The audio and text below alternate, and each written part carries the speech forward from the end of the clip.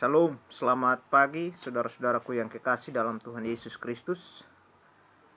Kita bersyukur pagi hari ini kembali kita berjumpa dalam video kali ini. Dan seperti biasa kita mengawali dengan perenungan firman, doa untuk melaksanakan tugas kerja kita. Dan saya berharap kita semua ada dalam keadaan sehat-sehat dan kita bersyukur itu semua karena kasih Tuhan. Karena itu, sebelum kita membaca firman Tuhan, mari kita berdoa. Terima kasih Bapa di sorga, Bapa di dalam nama Tuhan Yesus Kristus, kami bersyukur kepadamu pagi hari ini. Kami menikmati kehidupan yang baru dan kami memulai setiap aktivitas kami. Dan kami percaya itu semua karena cinta dan kasih Allah dalam hidup kami. Dan saat ini kami mau belajar dari bagian firman Tuhan yang akan menolong kami dalam menjalani kehidupan. Kuasai hati dan pikiran kami dengan Roh-Mu yang kudus, agar firman Tuhan tidak berlalu begitu saja dalam hidup kami. Kami dapat mengerti, memahami, dan mampu melakukannya dalam kehidupan kami. Berfirmanlah bagi kami ya Tuhan, karena kami siap mendengarkannya. Ampuni salah dosa kami, di dalam nama Tuhan Yesus kami berdoa. Amin. Pembacaan firman Tuhan terambil dari Mazmur 4 ayat 2 hingga ayatnya yang keempat. Demikian firman Tuhan untuk kita. Apabila aku berseru, jawablah aku ya Allah yang membenarkan aku. Di dalam kesesakan Engkau memberi kelegaan kepadaku. Kasihanilah aku dan dengarkanlah doaku. Hai orang-orang, berapa lama lagi kemuliaanku dinodai? Berapa lama lagi kamu mencintai yang sia-sia dan mencari kebohongan? Ketahuilah bahwa Tuhan telah memilih baginya seorang yang dikasihinya. Tuhan mendengarkan apa bila aku berseru kepadanya. Demikian pembacaan firman Tuhan. Yang dikatakan berbahagia adalah saya dan saudara yang mendengar dan mau melakukan firman Tuhan dalam kehidupan hari lepas hari. Saudara-saudaraku yang kekasih dalam Tuhan Yesus Kristus, tentu setiap orang percaya mengingini dan menghendaki apapun yang ia sampaikan, apapun yang ia minta, didengar dan dijawab oleh Tuhan. Ya tentu sebagai orang yang sudah dipanggil, yang sudah ditetapkan oleh Allah menjadi milik kepunyaannya, menjadi umat pilihannya, maka tentu setiap seruan dan doa pasti Tuhan akan mendengar dan menjawab ketika setiap orang dengan sungguh-sungguh memohon akan kekuatan dari Tuhan. Nah, saudara-saudaraku yang kekasih dalam Tuhan kita Yesus Kristus, dalam pembacaan firman Tuhan saat ini adalah sebuah doa permohonan Raja Daud kepada Tuhan. Karena Daud tahu bahwa dirinya dipanggil oleh Allah menjadi seorang pemimpin atau menjadi seorang raja Israel dari segala keterbatasan dan kelemahannya, tetapi Tuhan mau pakai dia untuk menjadi pemimpin, menjadi raja. Dan karena Daud, Tuhan sendiri yang menetapkan dan memilih, dan Daud juga punya keinginan untuk Tuhan dengar dan jawab, yaitu setiap pergumulan, setiap permasalahan, setiap kesesakan yang ia rasakan di dalam menjalani kehidupan tanggung jawab yang Tuhan berikan baginya, ia mau supaya Tuhan mendengar. Sehingga dalam seruan doa Daud pada firman Tuhan saat ini, dia mengatakan, apabila aku berseru, jawablah aku ya Allah yang membenarkan aku. Di dalam kesesakan engkau memberi kelegaan kepadaku. Kasihanilah aku dan dengarkanlah doaku. Artinya Daud di dalam menjalani kehidupannya sebagai raja, dia tidak terlepas dari yang namanya tantangan, permasalahan yang datang dari bangsa-bangsa lain yang menyerang kepemimpinannya dan bangsa yang ia pimpin, yaitu bangsa Israel. Sehingga dan dalam doa dan seruan Daud ini dia percaya bahwa Tuhan pasti mendengar dan menjawab. Itulah sebuah kerinduan dan pengharapan Daud. Sehingga dalam doa Daud dia dengan sungguh-sungguh berseru kepada Tuhan. Dan dalam doanya pasti Tuhan akan mendengar dan menjawab itu sendiri. Dan juga dalam doa seruan Daud di dalam firman ini dia mengingatkan juga kepada orang-orang atau juga kepada bangsa Israel yang ia pimpin. Hai orang-orang, berapa lama lagi kemuliaanku dinodai? Berapa lama lagi kamu mencintai yang sia-sia dan mencari kebohongan?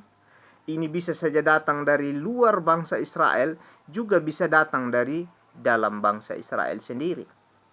Karena di dalam kepemimpinan Raja Daud juga banyak yang tidak suka. Kalau kita belajar pada waktu itu, Saul juga menjatuhkan Daud, dan juga kita melihat bahwa anak Daud sendiri juga mau menjatuhkan Daud di dalam kepemimpinannya. Dan Daud tahu betul bahwa di dalam Tuhan dirinya dipilih dan ditetapkan menjadi orang yang dikasihi atau menjadi orang yang dipercaya untuk menjadi pelaku dan bertanggung jawab dalam kepemimpinan. Dan Daud juga tahu bahwa ketika Tuhan memilih dan menetapkan Daud sebagai pemimpin, dan dia meminta kepada Tuhan, memohon agar Tuhan memperlengkapi dirinya. Karena tanpa pertolongan Tuhan, tanpa hikmat, penyertaan, dan anugerah dari Tuhan, maka Daud tidak akan memiliki kemampuan sedikit pun di dalam menjalani tugas pelayanan. Sehingga di sini Daud katakan, ketahuilah bahwa Tuhan telah memilih baginya seorang yang dikasihinya. Tuhan mendengar apabila aku berseru kepadanya. Dan Daud memastikan betul dengan iman percaya dengan yakin sungguh di hadapan Tuhan, bahwa segala seruan doa permohonan kepada Tuhan, Tuhan pasti menjawab itu. Kenapa dia meyakini betul bahwa Tuhan bisa menjawab doa Daud? Karena Daud dengan sungguh-sungguh, dengan penuh kerendahan diri memohon kekuatan dari Tuhan. Dan karena Daud percaya betul bahwa dirinya bukanlah keinginannya untuk menjadi seorang raja, tetapi Tuhan sendiri yang memanggil dan memilih dia, menetapkan untuk menjadi raja Israel. Sehingga Daud di sini kembali berseru meminta hikmat, kekuatan, dan perlindungan dari orang-orang yang ingin mengancam kehidupan pelayanan dan kepemimpinan Daud. Nah, saudara-saudaraku yang kekasih dalam Tuhan kita Yesus Kristus, kalau kita belajar dari bagian firman Tuhan pada saat ini, ya tentu kalau saya dan saudara sungguh-sungguh memahami bahwa diri kita adalah milik Allah yang sudah ditetapkan menjadi kepunyaannya, dan hidup melakukan perintah Tuhan, maka segala sesuatu apapun yang kita minta kepada Tuhan pasti akan Ia jawab. Tetapi kalau kita menjadi anak-anak Tuhan atau milik Allah yang sudah dipanggil oleh Tuhan dan hidup dari keinginan kemauan kita menjauh dari persekutuan dengan Tuhan, lalu apapun yang kita minta pasti Tuhan tidak akan mendengar itu. Dan saya mau mengajak kita belajar dari seorang Raja Daud di sini. Ia percaya bahwa dirinya dipanggil oleh Tuhan menjadi pemimpin, Dan Daud pula meminta kepada Tuhan untuk memperlengkapi hidupnya dan menjauhkan dirinya dari berbagai ancaman-ancaman kehidupan dari musuh itu sendiri. Karena itu, saya dan saudara, mari kita belajar bagaimana mempergunakan kehidupan yang sudah dimenangkan oleh Tuhan, yang sudah dipanggil oleh Tuhan menjadi milik kepunyaannya, dan selalu tunduk taat pada perintah Tuhan itu sendiri. Dan ketika kita tunduk dan taat pada perintahnya, apa yang mau kita sampaikan kepada Tuhan, yang kita serukan untuk meminta kekuatan dan pertolongan kepadanya, Tuhan tidak pernah akan terlambat memang menjawab seruan dan doa kita. Karena itu, doa adalah sebuah komunikasi kita dengan Tuhan secara pribadi. Dan saya mengajak saudara dan saya untuk jangan lepas hubungan komunikasi kita dengan Tuhan melalui sikap doa yang sungguh-sungguh di hadapan Tuhan. Baik kita mendoakan beban pergumulan hidup yang kita alami, kita menyerahkan setiap beban kehidupan itu kepada Tuhan. Dan juga kita berdoa bersyukur berterima kasih ketika kita mendapatkan berkat, yaitu berkat kehidupan, kekuatan, kesehatan, dan berkat-berkat lain yang Tuhan berikan bagi kita. Saudaraku yang kekasih dalam Tuhan, sebagai anak-anak Tuhan yang sudah dipilih dan ditetapkan oleh Allah menjadi milik kepunyaan, tidak akan lepas dari yang namanya tantangan dan cobaan kehidupan ini.